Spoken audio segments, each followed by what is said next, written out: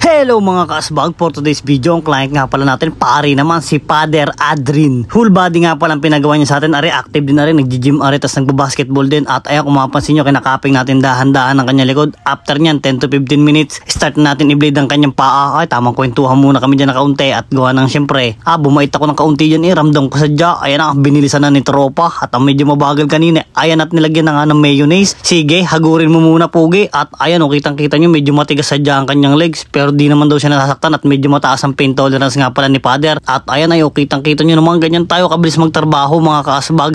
At tapos na agad ang 10 to 15 minutes, tanggalin mo muna lahat yung pugi, ilipat mo muna ngayon sa paa. Ay, walang yan pulang-pula likod akala may pepperoni. At ayan ay kabit na nga pala, dumating na nga pala yung kanyang tropa. Dalawa nga pala silang ite-therapy natin, si Sir Vincent yung bagong dating na yun. At ayan, sinisimulan na natin na rin kanyang likod. Ay, kitang-kita nyo naman, kuba pa yan. Papantayin natin yan, ganyan tayo katindi mga kaasbag. Ay, walang daya yan. Ay, kitang-kita nyo naman, parang may ham sa gitna, ano yan? Babasagin natin yan, ang bahala dyan, boy. Ay, sorry, si Father nga pala rin, ugihan sa hala na eh. At ayan, kitang-kita naman, kung paano natin binabasag, pati tricep niya. At tapos na agad, ang 15 minutes, tanggalin mo muna lahat yung pugi. Pagalaw mo sa kanya, ay, parang bago naman daw eh. At ayan, kitang-kita nyo kung gaano kalayo yung pinagkaiba. Ay, siya paano, salamat sa panunood, God bless.